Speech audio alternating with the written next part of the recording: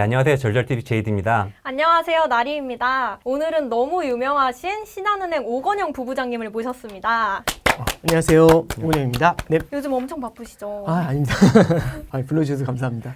저도 맨날 유튜브에서만 이렇게 뵙다가 실물로는 처음 뵙습니다. 감사합니다.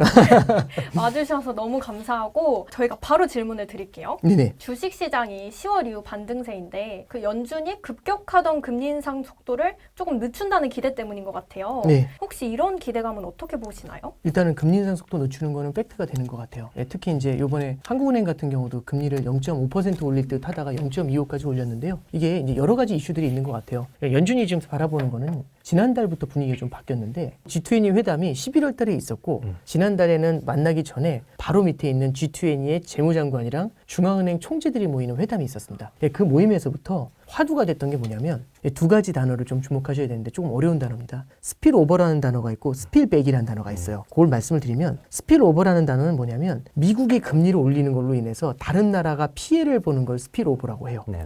두 번째는 스필백은 뭐냐면 이거잖아요. 그러면 미국이 금리를 올리니까 다른 나라가 손해를 본다. 힘들다. 그러면 다른 나라 때문에 미국이 그럼 금리 인상을 멈추느냐? 그건 아닐 거다라고 다들 얘기를 하니까 이런 주장이 나오는 거죠. 근데 다른 나라가 다 무너지게 되면 되려 미국한테도 고통을 줄걸? 이게 스필백이에요. 이제 그 주장이 나오기 시작을 합니다. 그래서 G20 국가들이 모여가지고 그 얘기를 이제 집중적으로 논의를 하죠. 연준에 있는 위원들도 연준의 의장이나 부의장도 스필오버하고 스필백이라는 단어를 그렇게 많이 언급을 했답니다. 네. 자, 그러면 여기서부터 이제 일단 그게 언급이 됐다는 것부터 여기에 대한 두려움을 이제 드디어 연준도 갖기 시작했다라는 게 1번이겠죠. 두 번째는요. 금리를 많이 올리게 되니까 어떻게 되냐면 성장이 둔화가 될 수가 있어요. 근데 성장이 둔화되는 건 둘째치고 성장 둔화는 포기했거든요, 사실. 그건 어쩔 수 없다라고 했는데 더 무서운 건 뭐냐면 금융 시스템이 무너지는 경우가 생겨요. 이 금융 시스템이 뭐냐면 전 세계적으로 그렇고 미국도 마찬가지로 부채가 굉장히 많습니다. 부채가 이렇게 많은 상태에서 너무 금리를 빨리 오르게 되면 이 금융 시스템이 훅 주저앉아 버리는 경우가 생길 수 있거든요. 그럼 이거는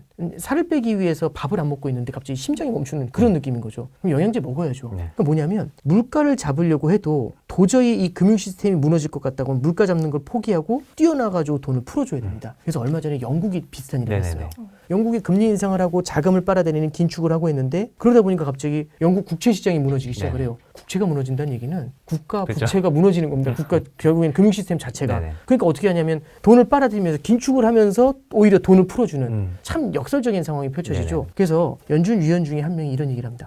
뭐라고 얘기를 하냐면 지금 우리가 긴축을 오래 하기 위해서는 금융 시스템이 무너지면 안 된다. 이런 얘기를 합니다. 금융 시스템이 무너질 정도로 너무 세게 긴축을 하면 되려 그것 때문에 긴축을 포기하고 돌아서야 될 수도 있고 이러다 보면 물가 잡기가 더욱 힘들어질 수 있다. 이런 얘기를 해요. 그래서 오랫동안 긴축을 하려면 천천히 긴축을 하면서 금융시장의 충격을 최소화해 주는 게 필요하다라는 얘기를 합니다. 자, 그래서 이제 정리를 좀 할게요. 제가 단어를 말씀드린 게 스필오버라는 단어하고 스필백이라는 단어를 말씀드렸고요. 그 다음에 오래 긴축하기 위해서 천천히 긴축한다는 말씀드렸죠. 이 세 가지가 다 가미가 되면 금리 인상의 속도 조절 이걸 통해 가지고 충격을 최소화하는 방법들 요거를 논의하게 되는 겁니다. 그리고 그 논의의 레벨을 넘어서 이번에 G20에서는 결국은 금리 인상 속도나 이런 것들에 대해서는 긴축도 너무 가파르게 하지 말자 이런 걸 좀 합의를 하게 되죠. 그래서 12월 달에는 원래는 0.75% 정도 금리를 인상할 것이다 이렇게 미국에서 보고 있었는데 지금은 0.5% 인상 그 정도로 현재는 좀 예상을 하고 있습니다. 근데 생각해보면 2주 전만 해도 기억하시겠지만 블러드가 맨날 문제인데 그 사람이 뭐 최종금리 7% 얘기를 하면서 시장이 사실상 좀 발작같이 조금 단기로 하락을 크게 했잖아요. 네, 그렇죠. 근데 이게 2주 만에 FOMC 의사록이 나오면서 좀 정반대 톤이 나왔단 말이에요. 그래서 이게 연준 의원들 사이에서도 뭐랄까요? 조금 이견이 있다고 하죠. 그런 것 같은데 이거는 어떻게 보세요? 이제 이렇게 보시면 될 것 같아요. 그러니까 블라드의 코멘트가 날짜로만 따지면 블라드의 코멘트가 일주일 전이었고 일주일 후에 의사록이 나왔는데 의사록에서 이루어졌었던 얘기는 사실상 3주 전에 있었던 얘기입니다. 이제 잠깐만 이제 타임라인을 정리를 한번 하죠. 자, 3주 전에 11월 3일 날 의사록의 의사록에서 나온 얘기들이 이루어졌고 그 얘기가 11월 이제 20일경에 발표가 된 거죠. 블라드는 11월 중순 정도에 7% 금리를 얘기했고, 그럼 블라드가 얘기한 건 의사록에서 얘기한 이후에 나타난 일입니다. 그럼 이제 잠깐 생각을 하는 거죠. 이 FOMC 11월달에 FOMC에 또 조절을 살짝 암시를 했어요. 그랬더니 금융시장이 생각보다는 뜨겁게 반응을 했습니다. 그래서 금융시장이 좀 회복하는 모습을 보여줬고, 이런 것들 때문에 되려 금융시장이 회복을 하게 되면 자산 가치가 올라가게 되니까 자산 가치가 올라가면 사람들이 다시 소비를 하게 되고 이러면 다시 물가를 끌어올리는 거 아니야? 네. 이런 두려움이 생길 수 네네, 있거든요. 네. 그러니까 아무래도 약간 시장에 물가가 다시 오를 것이다, 소비를 다시 해야겠다 이런 기대를 꺾어줄 필요가 있죠. 네네. 이게 왜 그러냐면 다 왔어 이렇게 생각을 하면 그렇죠. 네. 다 와서 생각하면 사람들이 희죽희죽 웃기 시작을 해요. 네. 희망을 갖기 시작하죠. 블라드가 얘기한 거는 뭐 7% 이런 얘기들은 사실상 이제 시장에 경각심을 주기 위한 게 굉장히 큰 것 같고요. 이제 그래서 저기 정확하게 그걸 찔러보는 사람들이 뭐라고 얘기하냐면 미국에서 이제 마켓워치 같은 데서는 저는 그 말이 맞는 것 같아요. 5.25까지 올릴 것 같다 현재는 얘기하고 있는데 거기서 더 올리면 부담스럽잖아요. 네. 5.5까지 안 올리기 위해서 7%라고 으름장을 놓는 것이다. 이제 이렇게 얘기를 합니다. 그러면 7%라고 얘기하면 깜짝 놀라서 쫄면 혹 하면서 과소비나 이런 걸 줄일 거지 않습니까? 네네네. 그럼 5.25까지만 올려도 이번 사이클을 마무리할 수 있죠. 그래서 결국에는 조금이라도 덜 충격을 주기 위해서 더 세게 말하고 있는 이제 그런 케이스가 아닌가 싶습니다. 그러면 부부장님께서 보시기에는 네. 12월에 이제 FOMC가 한 번 더 남았잖아요. 네, 그렇습니다. 이때 파월 의장이 네. 다소 매파적으로 다시 얘기를 할 수도 있다라고 저희가 해석을 해도 될까요? 근데 이제 예를 들어서 이런 거겠죠. 그때까지 자산 시장이 어떻게 움직이는지에 따라 다른 것 같아요. 네. 참고로 말씀드리면 그 금융시장이 5, 6월 달에 좀 많이 흔들렸었거든요. 네네. 6월 많이 빠졌죠. 그렇죠. 네. 6월 달에 많이 네. 빠졌죠. 6월 달에 금융시장이 많이 흔들릴 때 그때 이제 어떤 얘기들이 나오냐면 연준 내에 있는 위원들 중에서 말을 흘리기 시작해요. 9월 달 정도부터는 금리 인상 속도를 줄여야겠어. 이렇게 얘기를 했었거든요. 그러니까 이제 그때부터 시장이 또 바로 이제 환호하기 그쵸. 시작하는 네. 겁니다. 다 왔다. 지금이 클라이맥스였구나. 네네. 그러면서 빙긋빙긋 웃기 시작해요. 그래서 자산 가격이 막 올라가니까 소비가 막 일어나기 시작하면서 돈들이 막 쏟아져 그쵸. 나오기 시작하거든요. 이게 뭐하고 비슷하냐면 애들이랑 갯벌에 가서 네. 꽃게잡이 체험 같은 걸 해요. 네. 조개 캐기 체험 같은 네. 거. 강화도에 있는 갯벌이었는데 갯벌까지는 그 경운기로 들어가요. 경운기로 딱 들어가는데 이렇게 갯벌을 딱 보니까 와 조그만 꽃게들이 그렇게 많은 거예요. 그래서 애기 같아가지고 너무 재밌어서 와 이거 장난 아니다. 엄청 잡아야겠다 막 신났는데 딱 한 발자국 내딛는 순간 그 많던 개가 싹 사라져요. 맞습니다. 그게 다 숨어 있는 거죠. 근데 이게 포인트입니다. 이게 얘네들이 언제 등장해서 보냐면 이게 조개를 캐고 있어요. 조개를 캐다가 허리가 아파서 딱 튼 다음에 이렇게 뒤를 돌아보면 한 마리도 없거든요. 근데 조개를 캐다가 이렇게 보면 그렇게 많아요.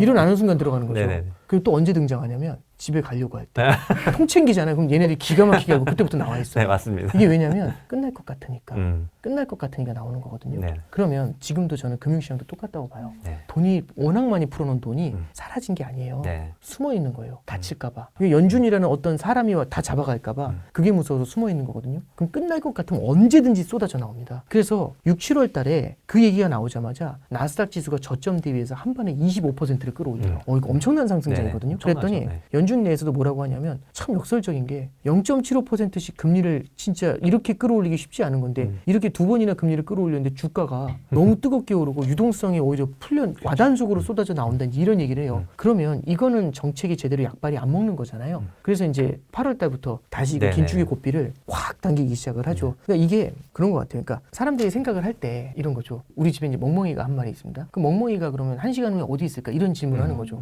근데 멍멍이가 1시간 후에 어디 있을까라는 질문을 할 때 이게 뭐 화장실 앞, 뭐 부엌 앞 이렇게 얘기할 수가 없는 게 네. 그 멍멍이는 주인을 너무 좋아해요.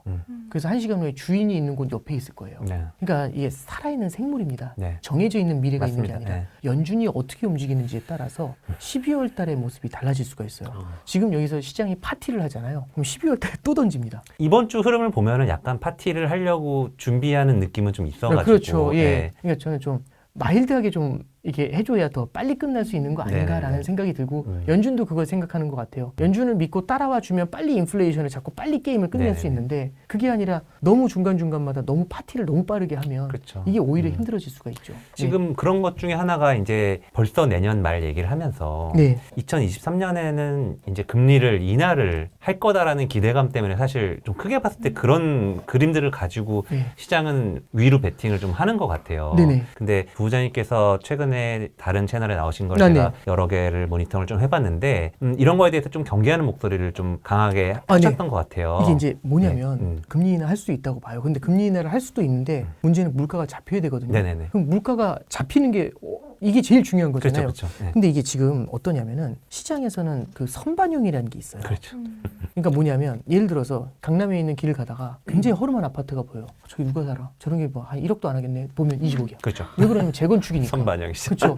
재건축한 게 아닌데 선반영한 네, 거잖아요. 네. 그러니까 뭐냐면 금리가 높게 올라가는 것도 선반영을 해요. 그래서 연준에서는 이거를 교묘하게 이용을 합니다. 어떻게 하냐면 금리를 굉장히 많이 올릴 거라고 계속 경고를 하면 지금 금리를 올리지 않아도 미리 시장 금리가 올라가 있어요. 그렇죠. 시장이 깜짝 놀라서 거기 반응을 하거든요. 선반영을 해요. 네. 근데 이제 문제는 뭐냐면 금리가 올라가기 전에 금리가 정점까지 가는 걸 미리 선반영을 했다면 금리가 올라가고 있는 클라이맥스에서 금리가 내려오는 것도 선반영할 수 있죠. 그렇죠. 네. 그러니까 시장이 이제 결국에는 선반영이라는 게 좋을 때도 있지만 이 결국엔 명과암이 존재하는 겁니다. 네네. 그러니까 시장에서는 오히려 이제 금리를 끌어올리고 있는 거의 막바지에 도달한 것 같고 속도 조절 들어가니까 네. 그러면 이제 거의 끝난 거 아니야 하면서 금리 인하를 선반영하기 시작을 하거든요. 네네. 그럼 이게 자산 시장을 굉장히 또 뜨겁게 밀어올리는 방법들이 생길 수가 있어요. 네네. 그래서 저는 이제 내년에 금리나 이런 것들에 대해서 섣부른 기대감을 갖고 있는 것들 네. 여기에 대해서 또 연준이 또 반응을 하게 됩니다. 그렇죠. 그러면 이런 것들보다는 연준은 언제쯤 금리 인하로 돌아서냐면 시장이 확실히 연준이 메시지를 따라와 주고 그리고 물가가 안정이 되는 걸 네. 확실하게 확인할 때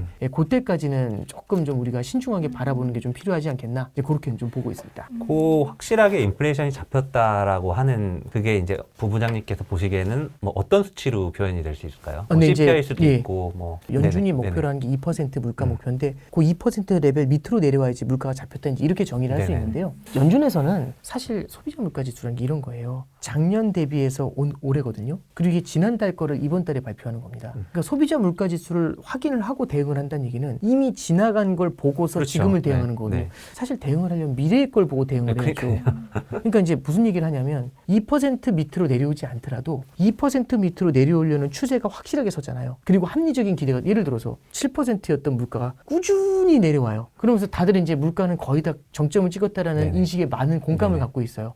그 정도 되면 4% 3%까지만 내려오더라도요. 그렇죠. 앞으로 더 내려갈 거라는 확신이 생기면 그때는 금리 인하로 돌아설 수가 있어요.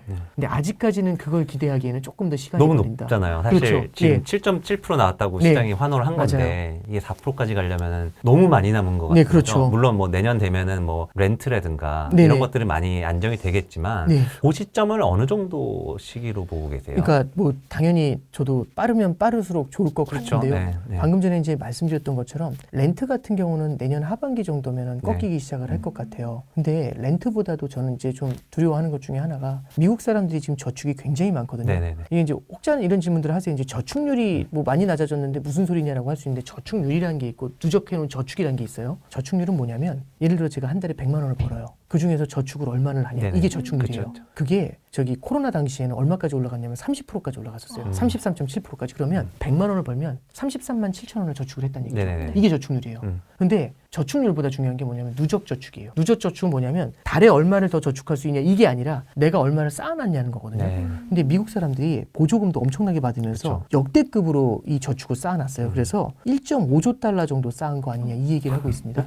그러면 이 저축이 굉장히 큰 와일드 카드가 될 수 있어요. 네. 그러니까 이걸 쓰면서 버티면 소비가 금리가 오르더라도 소비가 생각보다 잘 버텨줄 수 있거든요. 그렇죠. 네, 네. 또 하나는 이런 것들이 버텨주면은 자 보세요. 9%였던 물가가 8%로 내려오는 건 빠를 수 있어요. 8에서 7로 내려오는 것도 빠를 수 있는데 예를 들어서 5, 4 이렇게 내려오는데 4에서 3으로 가는 속도 이거는 생각보다 늦어질 수도 있거든요. 네. 그러니까 이제 우리가 예를 들어서 시험 공부를 하는데 60점까지는 금방 올라가요. 60에서 70 올라가는 게 조금 걸리죠. 맞아요. 90에서 95 올라갈 때. 이거는 일단 0에서 5 올라가는 거하고 전혀 다른 얘기잖아요. 이게 무슨 얘기냐면 목표치에 근접하면 근접할수록 내려오는 속도가 되게 느려질 수가 네네. 있어요. 그래서 우리가 어디를 목표점으로 잡느냐에 따라서 이게 정점을 확인하는 때가 언제냐 하고 이게 물가가 안정이 되는 때가 언제냐 하고 이게 참 다를 것 같고 물가가 안정되는 것까지 잡으려면 생각보다 시간이 걸릴 것 같아요. 네. 그리고 마지막 그 와일드 카드가 러시아죠. 아, 이거는 그러니까 사실 예측 자체가 안 돼요. 네네. 그러니까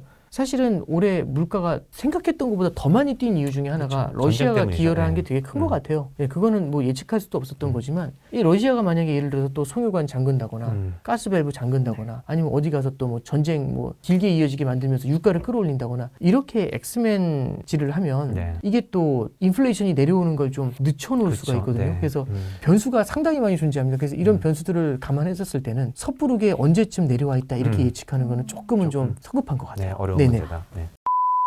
결국에 우리가 알고 싶은 건 그 시장이 어떨까라는 거잖아요. 근데 여태까지 말씀해주신 걸 기반으로 혹시 내년 시장은 어떻게 보고 계세요?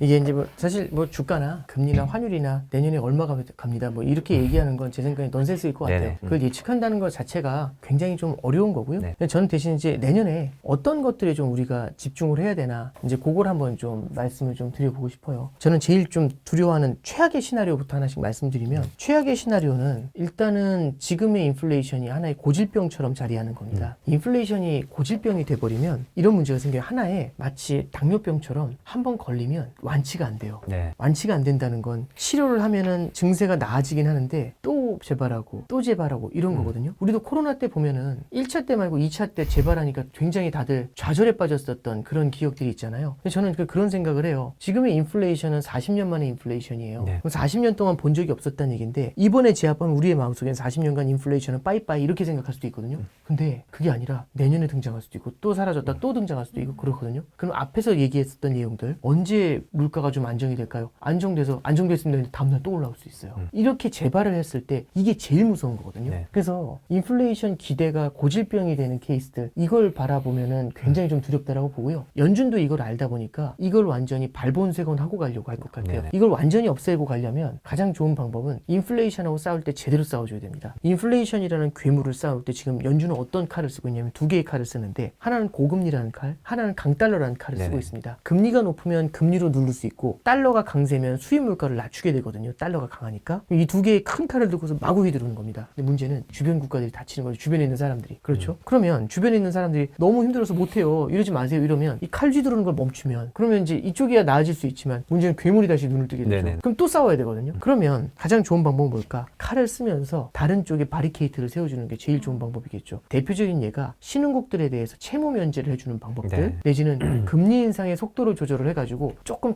천천히 흔들어주는 거죠. 네. 그러면 피할 수가 있잖아요. EU 쪽에 있는 사람들 내지는 경고 메시지를 날려주거나 이런 것들을 좀 해줘가지고 충격을 최소화하는 방향들 그렇게 해가지고 인플레이션을 발본색원하는 방법으로 갈 것 같습니다. 그러면 다른 것보다도 천천히 오랫동안 유지하면서 싸우려고 할 거잖아요. 그렇잖아요. 급격하게 싸우는 게 네네. 아니라 그러면 천천히 오랫동안 유지해서 싸우는 과정에서는요. 금리도 예를 들어서 연준이 의도한 대로 된다면 높은 금리를 일정 기간은 좀 유지를 하게 될 것 같아요. 네네. 근데 이제 높은 금리가 계속 높아지는 금리가 아니라 현재 수준도 높다라고 하면 어느 정도 정점을 확인하면 그 정도 레벨에서 꽤 오랜 기간 버벅버벅 버티게 네네. 될 것 같아요. 네. 그런 다음에 물가가 안정된 다음에 완만하게 내려오는 모습들. 요게 일단 첫 번째고요. 그럼 환율 같은 경우도 달러 강세라는 무기가 있잖아요. 강달러가 지금처럼 막 콱콱 주저앉거나 팍팍 올라가는 게 아니라 높은 레벨에서 일정 수준 머무르는 모습들이 있죠. 요런 걸 보인 다음에 이후에 천천히 내려오게 되는 그런 모습들을 좀 나타낼 것 같습니다. 그래서 이 인플레이션이 고질병으로 자리하느냐 그러지 않느냐 내년에 마켓을 볼 때 네. 굉장히 중요한 과제가 될 것 같아요. 근데 저처럼 시장을 매일 지켜보는 사람 입장에서 사실 또 걱정되는 거 하나는 지금은 이제 인플레이션을 잡냐 안 잡냐 뭐 금리 이 얘기가 있지만 최근에 나온 뭐 경기 선행지수라든지 그리고 뭐 그런 것도 있잖아요. 뭐 이게 얼마나 신빙성이 있는지 모르겠는데 미국채 30년물이 기준금리보다 하회를 하는 게 그 네. 역사적으로 한 5번인가 밖에 없었더라고요. 네. 그때마다 강력한 경기 침체가 네, 맞아요. 왔었었고 네네. 그러면서 연준이 의도하지 않은 경제를 망가뜨리는 상황이 올 수도 있을 것 같다는 얘기가 좀 있잖아요. 그래서 네. 저도 사실 제 포지션을 조금 그런 식으로 포지션을 잡은 거고 네네. 이에 대해서는 좀 어떻게 생각하세요? 일단은 뭐 물론